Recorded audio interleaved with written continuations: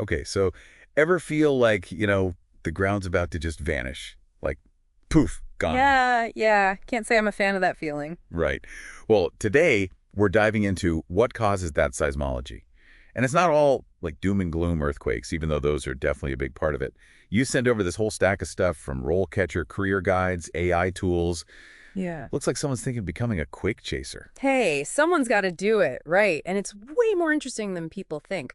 Most folks hear seismology and it's all earthquakes all the time. But we're talking volcanoes, the ocean floor. Heck, even the atmosphere creates vibrations we study. I never even thought of it like that. It's like we totally take the ground for granted until it decides to remind us it's not so solid.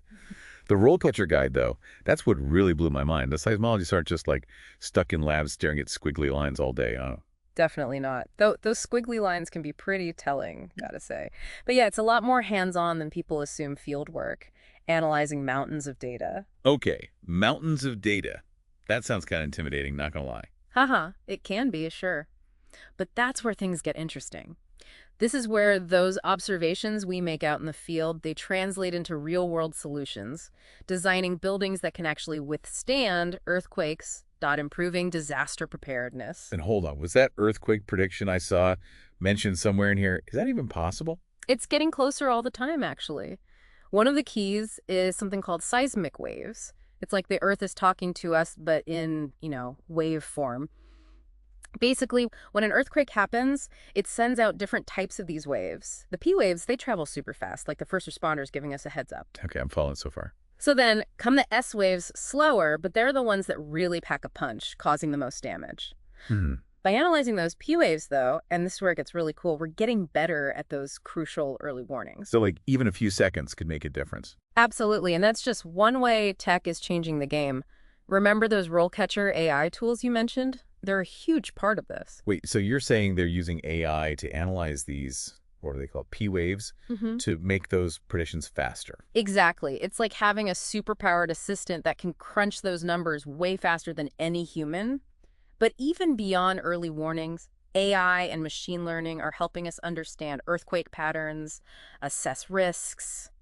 It's a whole new world. So finding people who get all this, who can actually do this stuff, that's where RoleCatcher comes in, right? I got to admit, I saw jobs module and thought, oh, great, another job board. Right. There are tons of those out there. But this is different. Oh, totally. It's like, imagine being able to not just see open jobs, but map out your whole career path.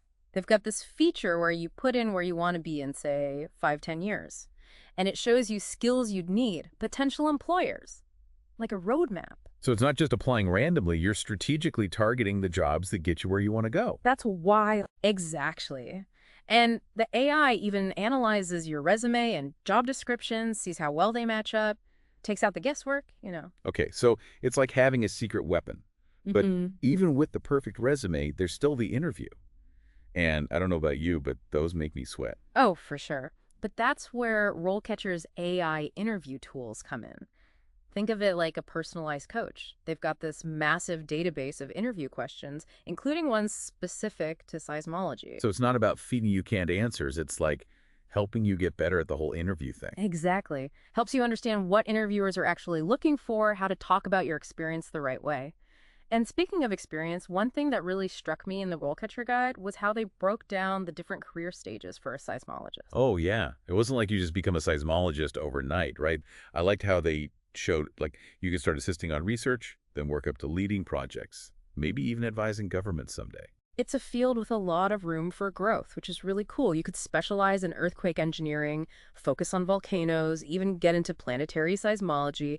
They even had a quote from a senior seismologist who's like written books on this stuff, consults with governments on earthquake preparedness. Talk about impact. Hold on. Did you just say planetary seismology? Oh, wait, are we talking earthquakes on other planets now? You better believe it. Earthquakes on other planets? You got to be kidding me. Tell me more.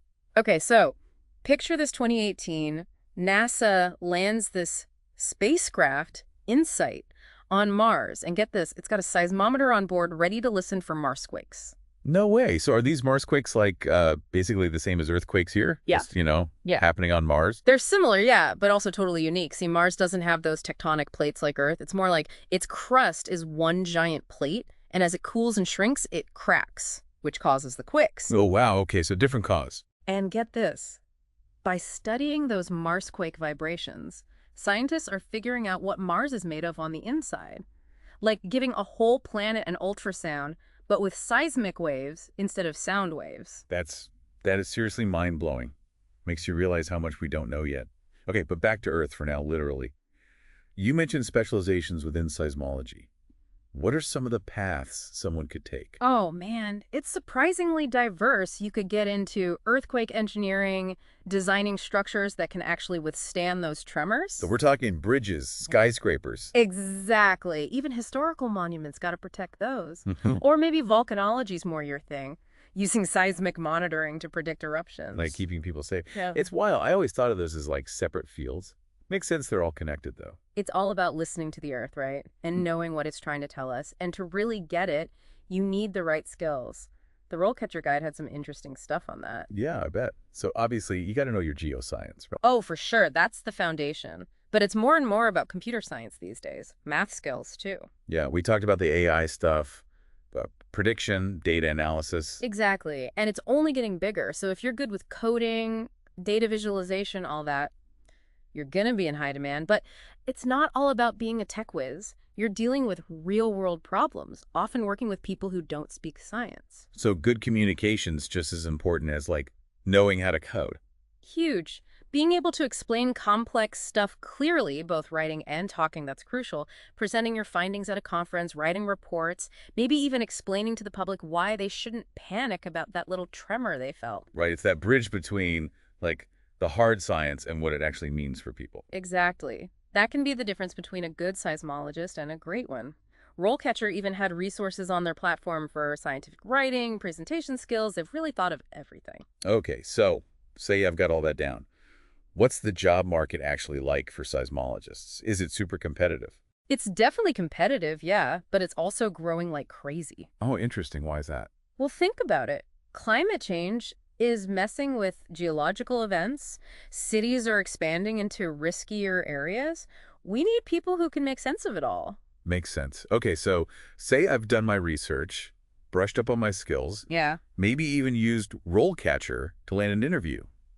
What kind of questions am I going to get hit with? Well, you get the classics for sure. Why seismology? Tell me about your research. But be ready to think on your feet, too. Interviewers, they want to see how you handle those curveballs. Oh, like what? Give me an example. Let's say you're interviewing with a company that does earthquake-resistant design, right? They might throw a scenario at you, new skyscraper being built near a fault line. What factors you considering to assess the risk? What design elements you're recommending? Okay, that's a good one. It's not just knowing the textbook stuff, it's like applying it. Exactly. That's why the prep tools on RoleCatcher are so cool. They give you insights into what the interviewer is actually trying to figure out. So it's like, don't just prepare for the interview, prepare for the conversation. You got it.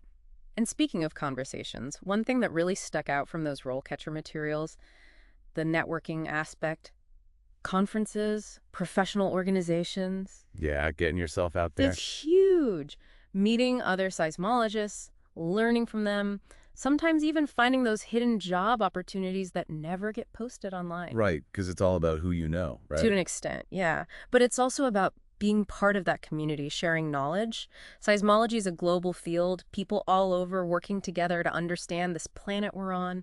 Those collaborations often lead to the biggest breakthroughs. Makes sense. Like those early warning systems probably wouldn't exist without people comparing notes, sharing data. Exactly. It's pretty amazing when you think about it, all these different minds coming together to solve these huge puzzles, and that passion, that's what really makes this field special. It's inspiring, honestly.